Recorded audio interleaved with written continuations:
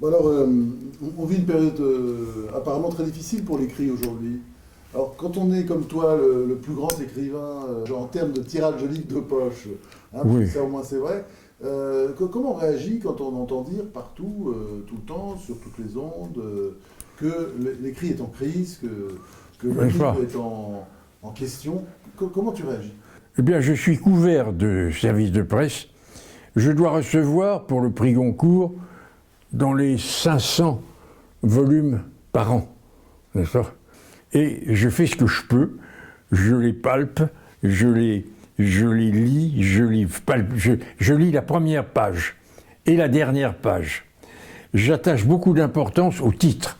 Je suis frappé de voir que les auteurs ne font pas assez d'efforts pour le titre. Si tu regardes, moi, mes œuvres, Vendredi ou les limbes du Pacifique, Le roi des Aunes, Les météores, La goutte d'or, ce sont des beaux titres. Oui, pourquoi? Parce que je me suis de la peine de les chercher et de faire un acte de création avec mes titres. Et je me souviens, le scandale que j'éprouvais quand j'étais chez un éditeur, j'ai travaillé longtemps donc chez un éditeur, quand je voyais un auteur, souvent connu, qui arrivait, qui me mettait un manuscrit sur ma table en me disant « j'ai pas de titre, suggérez-moi quelque chose ». J'étais scandalisé. Comment peut-on écrire un manuscrit, remplir un manuscrit, si on n'a pas de titre? Quand on est comme toi, donc là tu vis dans ta retraite, dans ton presbytère, et où tu continues à écrire, et comment tu juges aujourd'hui la littérature contemporaine? Qu'est-ce qui t'intéresse? Qu'est-ce que tu vois? Eh bien, Qu'est-ce qui est intéressant aujourd'hui, vivant dans la littérature française? Je suis stupéfait, ça m'a épaté de voir dans le dernier roman de Houellebecq, qui est un très très beau roman, ça je le recommande, qui était à la tête des gens, de voir qu'il se fait intervenir lui-même, n'est-ce pas? Monsieur Houellebecq est parmi les personnages du roman. J'ai trouvé ça épatant comme idée. Ça, c'est une idée qui ne me serait pas venue. Michel Tournier n'existe pas, n'est-ce pas? Et mon rêve, c'est de ne pas exister, mais de tout voir et de tout entendre et de tout noter.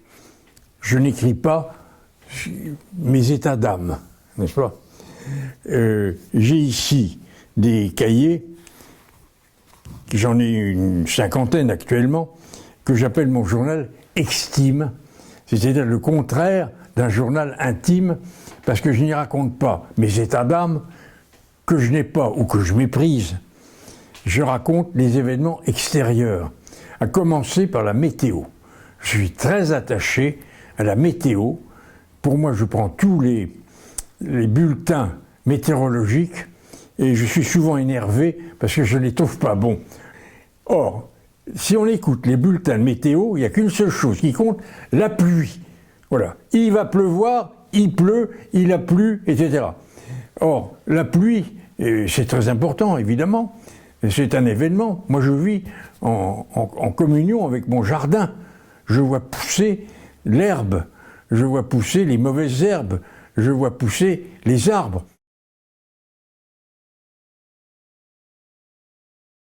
Tu as écrit 3 livres qu'on considère souvent comme des classiques.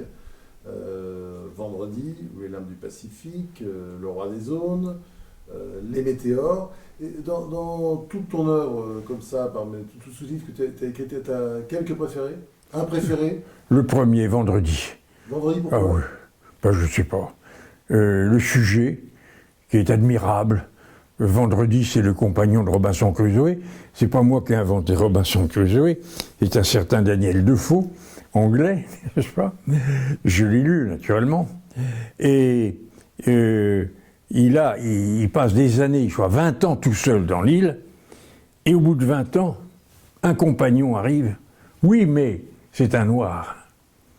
Alors il y a le problème du compagnon qui arrive au bout de 20 ans, qui n'a absolument aucun rapport avec Robinson, qui ne sait pas l'anglais, et avec qui il va falloir vivre.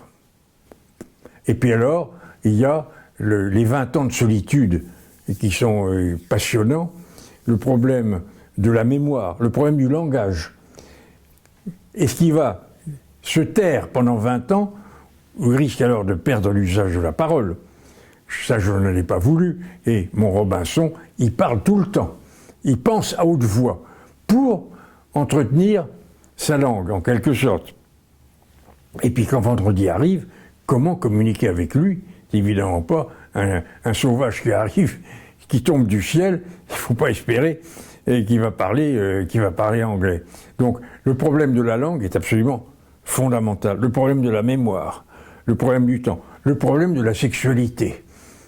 Ouais. Robinson a une sexualité. Quelle est sa femme? C'est l'île. La terre. La terre. Il fait l'amour avec l'île. Avec la terre. Et il naît des mandragores, car chacun sait que la mandragore est issue de l'union d'un homme avec la terre. N'est-ce pas? Alors ce livre, Vendredi, c'est l'étranger, c'est l'histoire de l'autre, c'est un livre sur l'altérité. Voilà. C'est la raison pour laquelle il est tellement apprécié toujours dans les lycées. Il faut dire. C'est un livre culte. Il y a 400 000 exemplaires en poche chaque année. 400 000 exemplaires en poche. Oui. On en est actuellement à 7,5 millions. Le livre, donc, Le Roi des Zones, c'est un livre, c'est l'Allemagne. C'est l'Allemagne. Le sujet, c'est l'Allemagne. C'est le problème de l'Allemagne. Mes parents se sont connus à la Sorbonne, étudiants d'allemand. Et j'ai été élevé, dès le début, dans la germanistique. Voilà. La langue étrangère, c'était l'allemand. Le malheur a voulu qu'au moment où j'ai commencé à aller en Allemagne, vers l'âge de 10 ans, c'était le nazisme. Et quand la guerre a éclaté et qu'on a été occupé, et que la France a été occupée, qu'il y a eu l'exode, enfin la collaboration, la libération, un tas de choses épouvantables, eh bien j'avais 15, 16, 17 ans. C'est-à-dire que tout est passé juste au-dessus de ma tête, et en même temps j'ai tout vécu passionnément parce que j'étais adolescent et que j'étais de plein pied.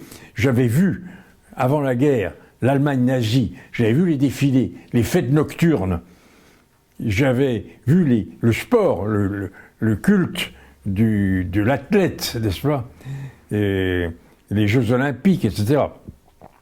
Et tout ça, j'étais prêt, n'est-ce pas, à comprendre l'occupation allemande. Alors, les météores, c'est autre chose. C'est autre chose. Alors là, on passe, oui, donc on a donc l'altérité, ensuite l'Allemagne, et après c'est... alors, les météores, il y a deux sujets, les jumeaux, la gémellité, que j'ai été chercher loin, parce que je ne suis pas un jumeau, et je n'ai pas de jumeaux dans mon entourage. Mais j'ai fait des enquêtes. J'ai interrogé de nombreux jumeaux, et j'ai vu ce qui se passait. Des vrais jumeaux, hein, il y a les vrais et les faux. Un garçon et une fille, ce sont des faux. Les vrais ont le même sexe, ils sont identiques. Et j'ai fait des enquêtes passionnantes. Donc ça, c'est le premier thème. La gémellité. Et le second thème, c'est la météorologie, le ciel, les nuages, le vent. De la Bretagne, évidemment. Voilà. De la mer. Alors voilà, et essentiellement la Bretagne. Les livres qui t'ont le plus marqué, pourtant, ne sont pas des livres, des romans philosophiques. Hein. Les livres qui t'ont le plus marqué, souvent, les auteurs qui t'ont le plus marqué, c'est Jules Verne, enfin, ce sont des auteurs... Ouais, bah oui, mais Jules Verne, c'est la géographie, n'est-ce pas? C'est la géographie et le respect et l'amour du pays où il va. N'est-ce pas? Jules Verne aimait les pays où il allait, et quand on lit les romans de Jules Verne, on se dit, mais il y était, il n'a pas pu écrire ça en sortant de sa tête. Il a dû aller sur le terrain. Moi, j'admire les écrivains qui vont sur le terrain. Zola. Les 3 ou 4 plus beaux livres que tu n'as jamais lus? Bah, disons, Le Tour du monde en 80 jours, en lisant, en écrivant de Julien Gracq, enfin, ça suffit. Et puis alors la poésie, hein. Tu n'as pas dit un mot de poésie. Alors la poésie, pour moi, c'est essentiellement Paul Valéry.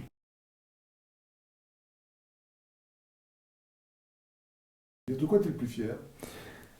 Bah, c'est d'avoir transmué ma philosophie, entre guillemets, en roman. Car mes romans sont très philosophiques, mais cachés. N'est-ce pas? C'est de la philosophie sous-jacente. Je dis souvent que je suis un contrebandier de la philosophie. Je passe la philosophie en douce. Je suis très ému parce que je crois, quand je vois autour de moi les gens, la plupart n'ouvrent jamais un livre. Jamais. 99% des gens ne lisent pas. Ils ne l'avouent pas. Qui on parle de livres, ils vous répondent, ils ont l'air d'être dans le coup. Ils ne le sont pas.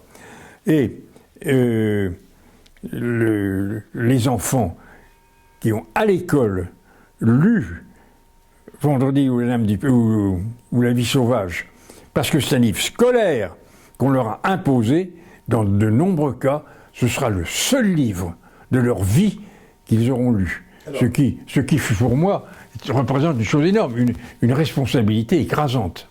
T'as des regrets? Alors, oui, il y a des choses que j'ai ratées. Premièrement, j'aurais voulu être musicien, pianiste. Alors ça, c'est une chose qui me manque. Je ne joue d'aucun instrument et je suis convaincu, quand on joue d'un instrument, on entend la musique d'une façon différente et meilleure, n'est-ce pas? Moi, je ne sais aucune note. Si j'avais un instrument, je saurais pas m'en servir. Je regrette le piano. Je regrette la langue anglaise, qui est une clé universelle. J'ai la langue allemande, évidemment, mais c'est beaucoup, mais ça n'est pas du tout la même extension que la langue anglaise. Et puis, il y a une chose que je regrette, un sport que j'admire beaucoup notamment à la télévision, c'est le tennis. Je suis frappé de la beauté des joueuses de tennis, de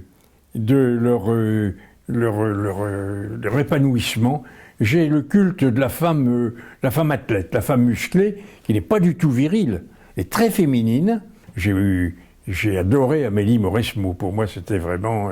elle n'est pas du tout féminine, mais elle n'est pas du tout masculine non plus, n'est-ce pas? Alors, qu'est-ce que c'est? Un être qui n'est ni masculin, ni féminin, et dont la caractéristique et la force, eh bien, c'est la définition de l'ange.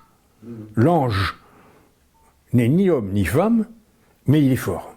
Il ne faut pas essayer de se battre contre un ange. Et un jour, je l'ai dit, et je le répète, pour moi, Amélie Mauresmo est une espèce d'ange.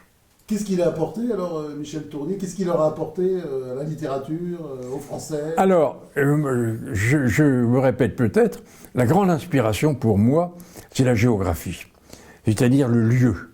Voilà. Qu'est-ce que tu aimerais qu'on dise de toi plus tard comme écrivain? Qu'est-ce que tu aimerais qu'on dise de Michel Tournier? Moi, je souhaite passer inaperçu. Je souhaite ne pas avoir de physique, que personne ne me remarque. J'ai une idée fixe. Plus je suis vu, moins je vois. Moins je suis vu, plus je vois. Mon rêve, c'est d'être l'homme invisible qui voit tout.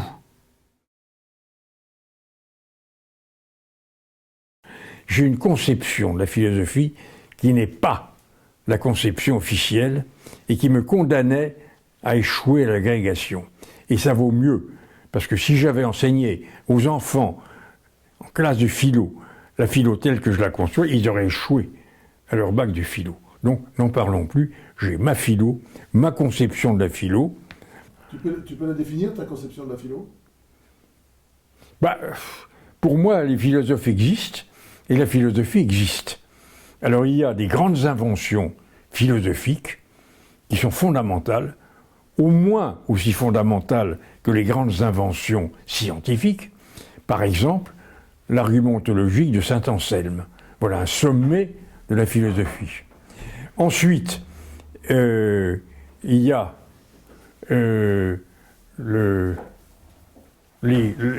l'impératif catégorique de Kant, qui est absolument fondamental, n'est-ce pas?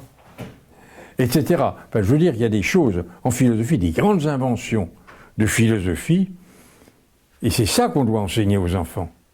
Malheureusement, j'ai bien peur qu'on ne le fasse pas. Et ta réussite?